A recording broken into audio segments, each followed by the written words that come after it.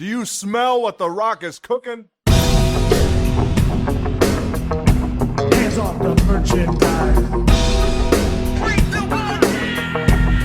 flame returns. The following announcement has been paid for by the New World Order. Simply ravishing.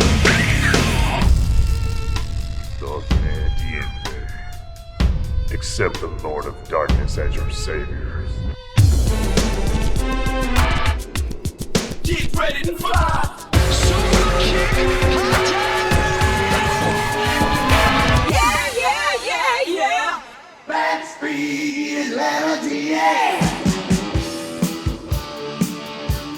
Superstar entrances are such a big part of pro wrestling. We go absolutely nuts when the guys and girls make their way down to the ring, and sometimes the entrances can be more memorable than the actual matches. The music that plays when a wrestler walks down the ramp is so important in making it all work. A good entrance theme can create the right mood for the wrestler stepping into the ring, and it can also help the crowd get fired up well before the bell even rings. With that said, not all entrance music is made to get the audience on their feet. Atmospheric and dark music has been frequently utilized to great effect for the more supernatural characters in wrestling, for example. There's sometimes a theme just isn't music at all, and instead it's a bunch of sounds or effects, as in Diesel's first entrance song or the wonderful TL Hopper masterpiece. Nowadays, the music's a bit more generic in WWE, and it's the other companies who experiment a little more with different genres. There's still good music in pro wrestling today that does fit the wrestler in question, but you gotta admit there's also a lot of music that just sounds the same.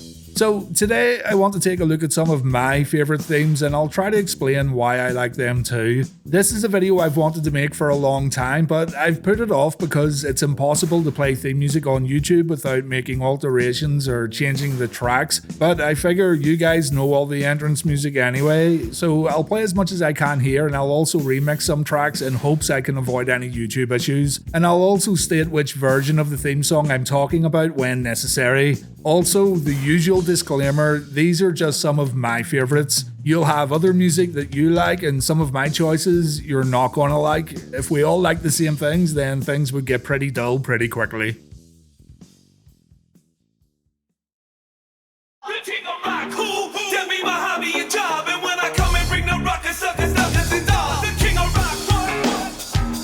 WWF released Aggression in 2000, an album that featured theme music re-recorded by hip-hop and rap artists. The concept was excellent, I thought, and the album itself was a commercial success in the States, reaching number 8 on the US Billboard 200. The first track on the album was performed by RUN DMC, and it's a remix of the original D-Generation X theme named The Kings. The Kings retains the DX guitar riffs while adding much heavier percussion, and you've got RUN DMC providing lyrics about how being the kings of rock can be their hobby and job, while Chris Warren screams D-Generation X in between the verses and choruses.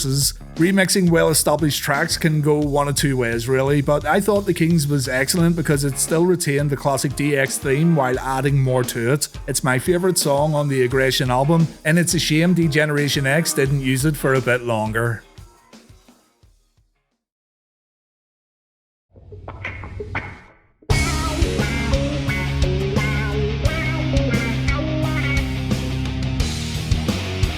It's an absolute sin that Voodoo Child has been dubbed over on the WWE Network and Peacock because Hollywood Hulk Hogan's entrance just isn't the same without it. While the NWO had their distinctive theme that was built with samples of other Hendrix songs such as Hey Joe and Stars That Play with Laughing Sam's Dice, Voodoo Child became synonymous with the heel Hollywood Hogan, and it really bugs me when watching old Nitro episodes and that song isn't present. Hogan would play guitar with his belt during his entrances, he would stand next to the mountain and chop it down with the edge of his hand. He walked at the time of the music, and the entrances themselves are now memories that new fans don't get to see without doing some digging or watching restored versions of old shows. Get ready to fly.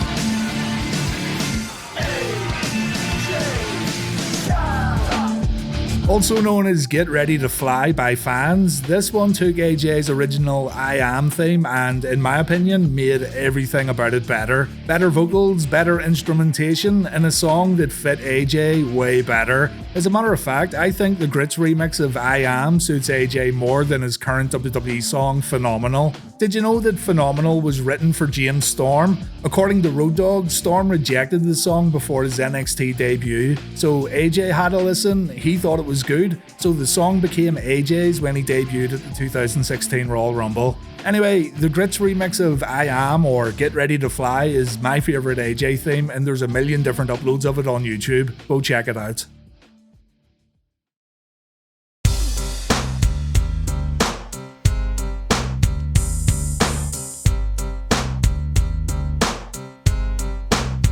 Kevin Nash stated that the Wolfpac faction was supposed to be a little more contemporary in comparison to the original black and white NWO and a little more hip. He understood that rap music was getting way more popular with young males, and he envisioned the Wolfpac being a lot more streetwise and a lot more modern than Hogan's Band of Merry Men. Along with updating their clothing and changing their promo style a little to complement this change, the Wolfpac were also given a brand new theme song that sounded absolutely nothing like the original NWO music. Featuring C Murder on vocals, the Wolfpac theme was a hip-hop track that was instantly recognizable thanks to the sound of a wolf howling before the beat kicked in. Apparently, Kevin Nash wanted to use the song Burn by rap group Militia, and that track was used at some house shows, but WCW didn't want to cough up the money for a license, so the Wolfpac song was written instead, sounding very similar to Militia's 1997 track. Honestly though, I think it was for the best. The Wolfpac theme isn't what anyone would call a hip-hop masterpiece, but it does instantly bring you back to that time frame when you hear it. You might wind up in a body bag.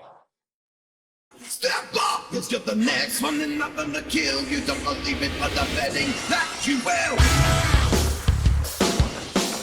There's arguments to be made regarding Steve Austin's best theme music. There's two that I like pretty much equally. His first Stone Cold theme named I Won't Do What You Tell Me, and this one right here, Glass Shatters by Disturbed. This one could be found on the Forcible Entry CD, an album that featured rock and metal versions of WWF theme songs. Like DX's The Kings, Glass Shatters takes what made the original Austin theme so good and it turns it up to 100. You get the glass shattering at the beginning that always sends the crowd into a frenzy. You've got that familiar guitar riff from the original, only this time it sounds way heavier. And then you've got David Draymond's distinctive vocals on top as he screams about breaking the limit inside you. This one was featured in the unforgettable Austin vs. Rock WrestleMania 17 showdown in Houston, Texas, and that main event is one of the best ways to experience this song. Evolution is a mystery, full of chains that no one sees.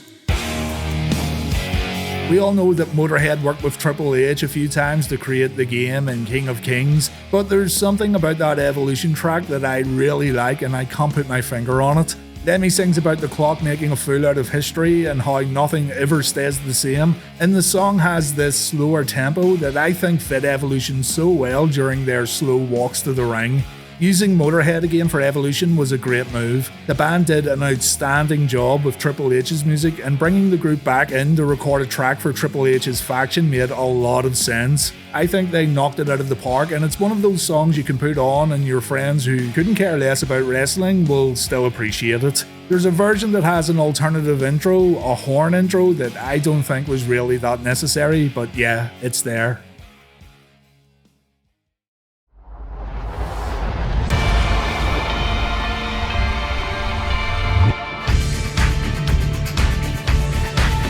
Some New Japan themes can sound a little quirky, especially the older themes. You've got quite a few that sound absolutely epic, but they've also got these almost cheesy melodies sprinkled throughout that really wouldn't feel out of place in a video game. This isn't a criticism, by the way. I love how distinctive New Japan music can be in comparison to other promotions, and some of the music they use can lead to entrances feeling really big and really grand. Kenny Omega's Devil's Sky was one of my favourites. It sounds like the final boss music that opens up with pure atmosphere, sinister strings, the sound of thunder and bells tolling, and then the menacing drum loop begins while a choir sings along with the melody. I think Devil's Sky's better than Omega's Battle Cry theme in AEW, and if you want to see something pretty awesome, check out his Wrestle Kingdom 11 entrance where Devil's Sky becomes part of a special Terminator intro for the cleaner.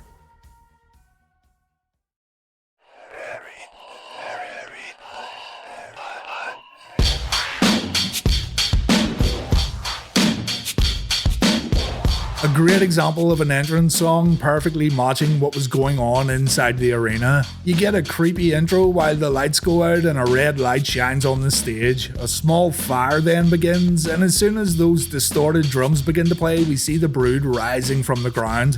The theme was originally used for Gangrel, of course, but it was more or less the same when Edge and Christian came along to help out. The arena would stay bathed in those blood red lights while Gangrel took a drink from his chalice, and as soon as the music stops, you want to hear it again almost immediately afterwards. An absolute masterpiece here. The Titantron video, the arena lighting, the fire, and the music makes for a memorable entrance. Edge brought it back during his latest WWE run, and it was so good seeing the classic entrance updated. His Day 1 2022 entrance gives us a rare example of the big generic entrance screen getting used to good effect.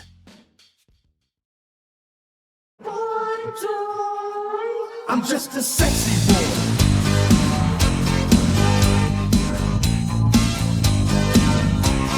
You know how I said you could play the Evolution theme song and your non-wrestling buddies would still probably appreciate it? Yeah, well, the opposite's true for Shawn Michaels' iconic theme. Somehow, a song featuring a wrestler who can't sing, banging on about how he's just a sexy boy, became one of the greatest wrestling themes of all time, and that's because still, to this day, it's just way too damn catchy. The original featured sensational Sherry on vocals, who also couldn't sing by the way, but when Sherry left, old HBK went into the booth to lay down the vocal track, and Sexy Boy would become one of those songs that make people get on their feet as soon as those first few drum beats play in the arena. HBK makes this work. His flamboyant and over-the-top mannerisms match up perfectly with the song. The custom-made entrance gear, the pyro, it all comes together to make a very distinctive entrance. It's also fun watching fans in the crowd forget themselves and start singing and dancing along when the Heartbreak Kid makes his way to the ring. And the flame returns.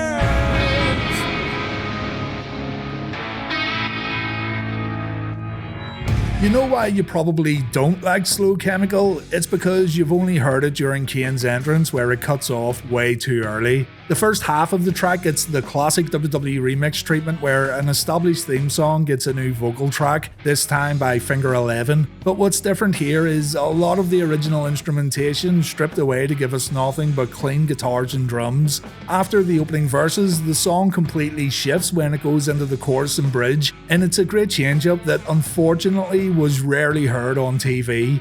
This one's a big favourite among fans and it's easy to figure out why. Just make sure you're listening to the whole track. He's simply ravishing.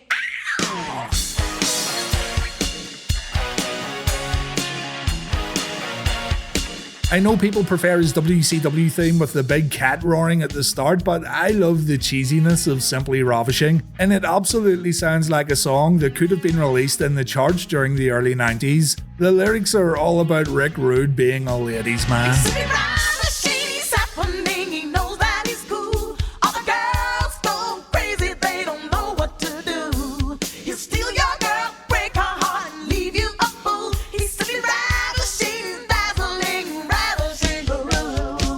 This one was released on the WCW Slam Jam album, and the version found on the CD has a longer intro, so if you're hunting it down, I'd say go with that one. The female vocalist on this one goes uncredited, but a co-producer named Michael Seitz gets his name on the inlay. This is actually Michael Hayes. Michael co-produced the entire Slam Jam album, apparently, so that explains a lot. There's a lot of cheese on this CD for sure, but I still love it.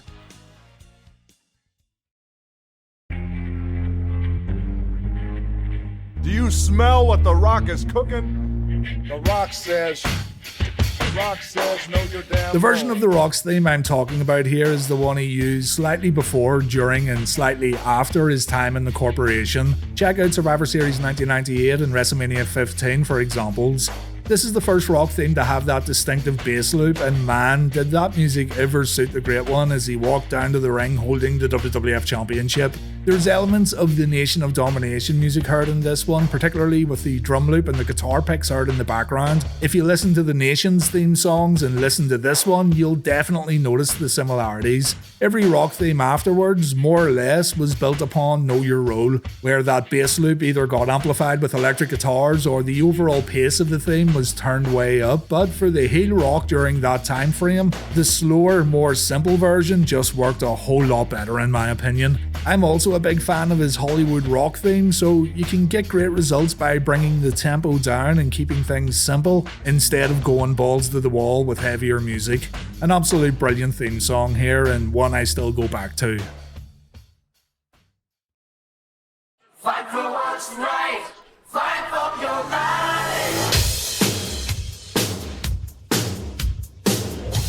There's a story behind this song and who actually provided the vocals, but check out the video on my channel on the subject if you want to learn more. All that aside, Real American is simply iconic, and it's another one of those songs that, at the time at least, used to send crowds into a frenzy within the first 3 seconds of it playing. This one first appeared on the Wrestling album, the first ever WWF soundtrack released in stores, and of course it wasn't originally intended to be Hulk Hogan's music, but once the Hulkster started using it, it became part of his character forever. Say what you want about Hogan, but there's still something pretty cool when you watch old shows and you hear that music when Hulk walks out looking all jacked up, brother. What you want to do is look up the single mix of Real American and forget that usual version that became more prominent. The single mix, which is available on YouTube right now, has some extra synth work going on while the percussion hits way harder. You've maybe heard this version on some old Hulk Hogan VHS tapes, but you've also maybe forgotten that it even exists.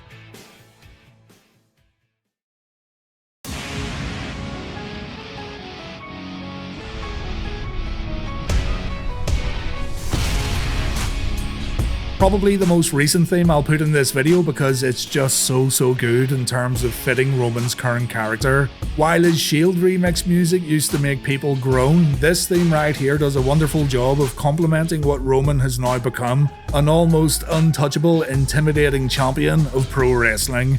Like Kenny Omega's Devil's Sky, this one reminds me of Final Boss music from a video game, but it's been brought down a bit in terms of urgency. The main melody plays out on a piano while a guitar drives the theme along, and then you have the choir here again singing over a string section. It culminates with everything playing together at the same time, and it just sounds so good when the orchestra, guitar and piano mix in with each other. At first I liked this one way more when listening to it on its own, and then when I went back to watch Roman's matches, I appreciated the whole entrance a whole lot more. Just please, someone in WWE, please get rid of that stupid augmented reality nonsense.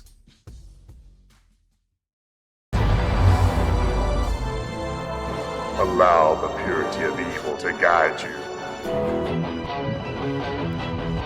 This is a variation of the Undertaker's Ministry of Darkness theme that was only released on WWE's Uncaged series. For those unaware, the Uncaged albums are digital-only compilations featuring theme music and show music that was never previously released by WWE Music, giving fans a chance to finally hear clear versions of songs that were locked up in the vault. You can't really go wrong with any version of the Ministry theme, but Buried Souls has a spoken intro by The Undertaker, and again, it's a little more stripped down than the later versions of the same song, giving us a bit more clarity on the lead guitar and string section. In general, the Ministry theme was an excellent update for The Undertaker. It retains the atmosphere needed for an Undertaker entrance, while also adding in some loud guitars to make things a bit more exciting.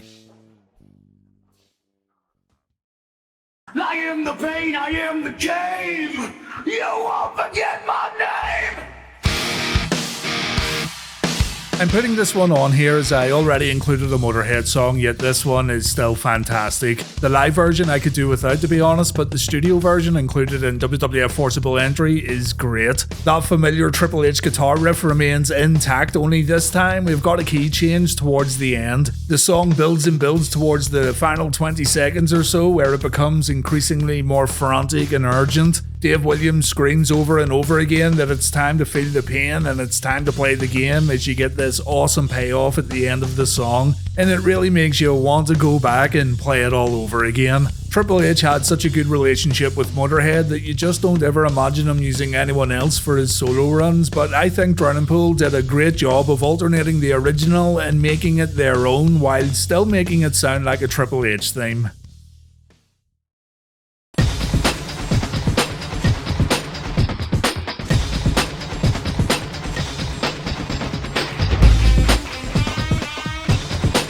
This one shows us how diverse Jim Johnston was in terms of genre. In late 1997, I don't think many people would have chosen a breakbeat track for Owen Hart. As a matter of fact, I don't think anyone would have tried to associate a wrestler with breakbeat, but Enough Is Enough works well because it's altered enough to still sound like a wrestling theme. I prefer the version without Owen's sound bites if I'm honest, but either's fine. Some wouldn't listen to the track without them. During a time when much of WWF's soundtrack consisted of rock tunes and the odd rap beat thrown in for good measure, Enough Is Enough was a departure from the usual music heard at wrestling shows, and it's still one of my favourite entrance themes to this day.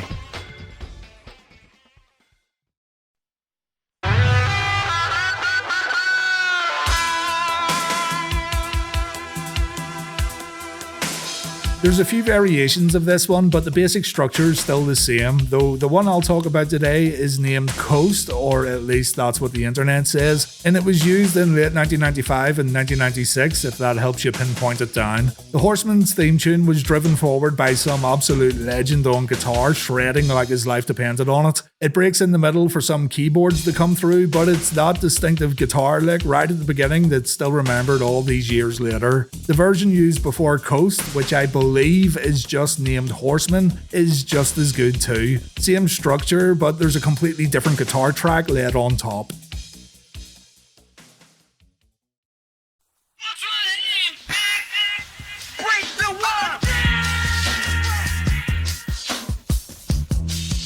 For the longest time, the very first version of Jericho's Break the Walls Down wasn't available, but it eventually got released on the first ever WWE Uncaged album, and it's definitely my favourite mix of the track. It doesn't sound anywhere as polished as later versions, and the vocals get a little unintelligible, but that's what makes it so good. I also think it has a lot to do with the fact that the song was so hard to obtain at one point, and so it becomes this great thing thanks to how rare it once was. But if I were to listen to Jericho's WWF or WWE theme, I'd always opt for this one. Apparently, the lead singer's microphone started malfunctioning as the song continued on. The vocals do get progressively more and more distorted as the mic starts topping out, and by the end, the vocals just abruptly cut off. So it's no wonder a new version was put together pretty quickly.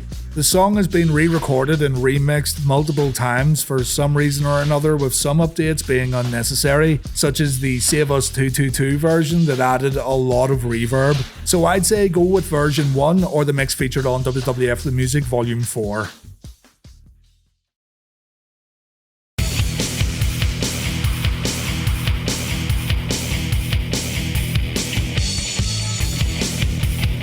There's maybe no other track in pro wrestling that has ever complemented a wrestler's entrance and persona as well as the Ultimate Warrior's unstable entrance theme. Energetic and fast as hell, it comes on, the crowd pops, the Ultimate Warrior dashes out into the arena while the song's still blasting through the speakers, and the atmosphere in the arena instantly changes thanks to the pure excitement of the fans. It's hard to imagine Warrior with different music, but if you want an example, check out his short WCW run. You never see a WCW Warrior entrance replayed, and that's because the energy just wasn't there. And a lot of that has to do with the music. It's almost like a missing piece to the Ultimate Warrior puzzle. Jim Johnston would final mix many of these legendary theme songs on a multi-track tape recorder, a common method for producing final mixes back then, and that's why some of those older theme songs from that era don't have the highest quality. You can hear this too in the original Hart Foundation theme and the Rockers theme song, for example, but that lack of polish gives the old theme songs a kind of signature sound too.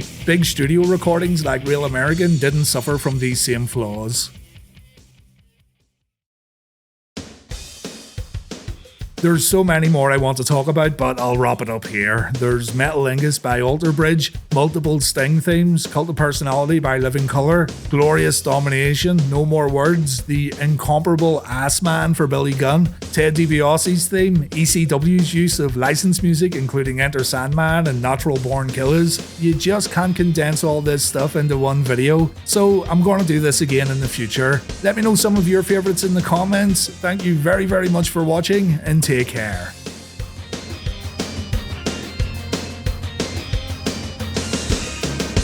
A big thanks to the guys and girls supporting Wrestling Bios on Patreon. We've got a few supporters who signed up at the Hall of Fame level: David Stoltz, who you can look up on YouTube, Margaret G, Cody Price, and Nicholas Ybarra. A big thank you to these guys for signing up at one of the higher levels and helping the channel stay afloat when YouTube decides to mess about. Have a look over on Patreon and see what's on offer if you want to sign up.